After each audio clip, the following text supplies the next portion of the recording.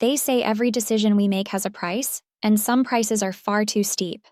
My name is Amanda, and this is the story of why I slept with a 60-year-old man. Before you judge me, let me tell you the truth. The messy, complicated truth. It began on a night when everything seemed to be falling apart.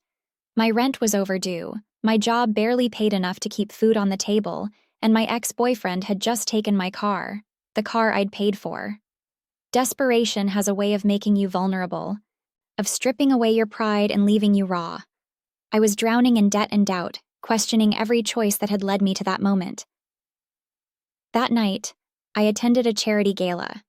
No, I wasn't an invited guest. I was working as a server, balancing trays of champagne flutes while wealthy socialites laughed and clinked glasses. I felt invisible, just another shadow among the glittering crowd. And then I met him. His name was Victor. He was charming in a way that only comes with age and confidence. His tailored suit spoke of wealth, but it was his eyes that caught me, piercing, intelligent, and filled with something I couldn't quite place.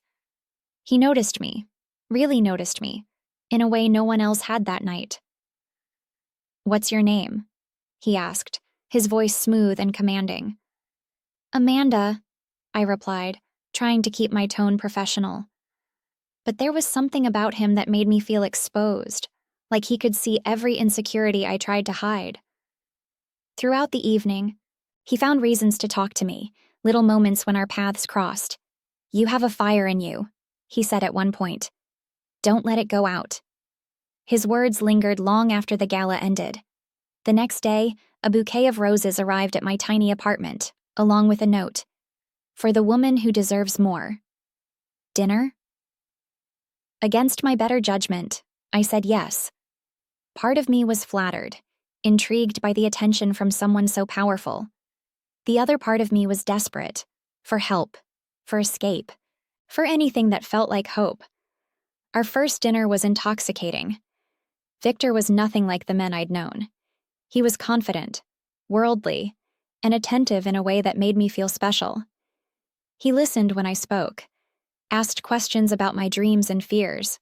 By the end of the night, he'd offered to pay off my rent. "No strings attached," he said with a smile that felt both genuine and dangerous. I accepted, and that was the beginning of our arrangement. At first, it was strictly transactional. He helped me with bills, and in return, I kept him company. But as the weeks went by, the lines began to blur. Victor wasn't just generous, he was magnetic. He made me feel seen, valued, desired in a way I'd never experienced before. One night, after a particularly vulnerable conversation, he kissed me. It was slow, deliberate, and filled with a passion that caught me off guard. I should have stopped it, should have walked away, but I didn't. That kiss ignited something in me, a mix of desire, curiosity, and something darker I couldn't name. Our relationship became physical after that. I'd like to say it was purely about the money, but that would be a lie. There was a part of me that craved him, that felt alive in his presence. He made me feel powerful and powerless all at once, a dangerous cocktail I couldn't resist. But secrets like ours are never safe. My best friend, Mia, found out first. She'd come over unexpectedly and seen Victor leaving my apartment. "Are you insane?" she demanded, her voice a mix of concern and judgment. "He's old enough to be your father." "It's not like that," I argued, but even as I said the words, I knew they were a lie. It was exactly like that. Then came the whispers at work. People noticed the sudden improvements in my wardrobe, the way I carried myself with more confidence. "Who's your sugar daddy?"